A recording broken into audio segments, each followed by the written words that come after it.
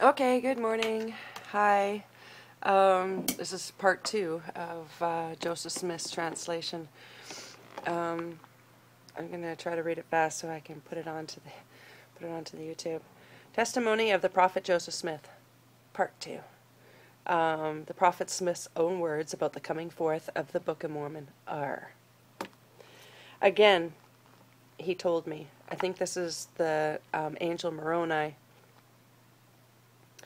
That when I got those plates of which he had spoken, for the time that they should be obtained was not yet fulfilled, I should not show them to any person, neither the breastplate with the Urim or the Thummim, only to those to whom I should be commanded to show them. If I did, I should be destroyed. While he was conversing with me about the plates, the vision was opened to my mind that I could see the place where the plates were deposited, and that so clearly and distinctly that I knew the place again when I visited it.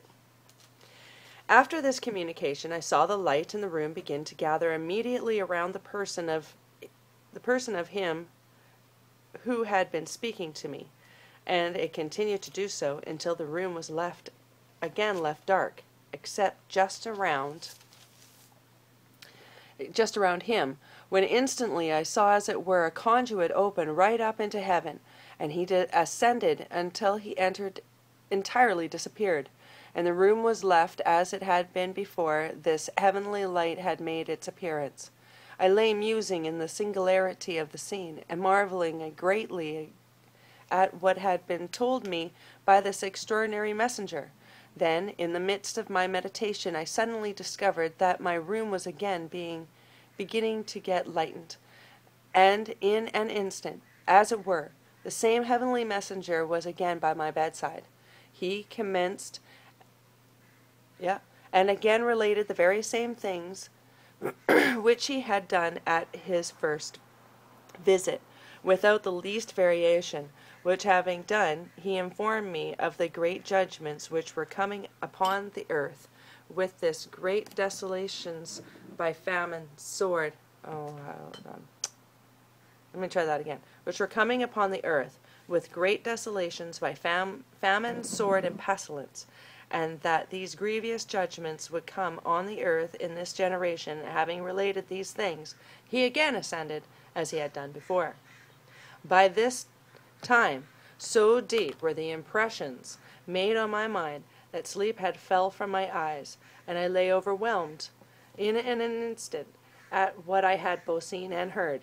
But what was my surprise when again I beheld the same messenger at my bedside, and heard him rehearse or repeat over again to me the same things as before, and added a caution to me, telling me that Satan would try to tempt me, in consequence of the indigent circumstances of my father's family, to get the plates for the purpose of getting rich. This he forbade me, saying that I must have no other object in view in getting the plates but to glorify God, and must not be influenced by any other motive than that of building his kingdom, otherwise I could not get them.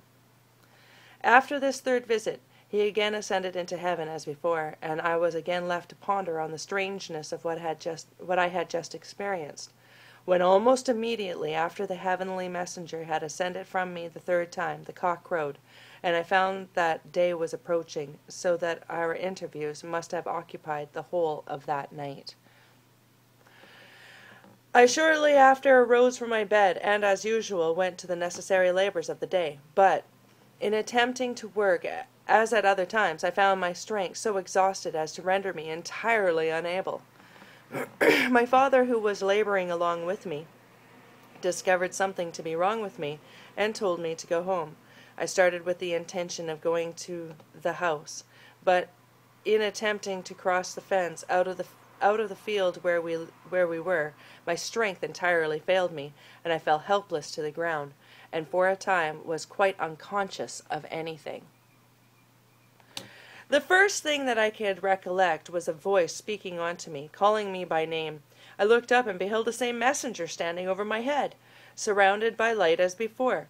He then again related unto me all that he had related to me the previous night, and commanded me to go to my father and tell him of the vision and commandments which I have received.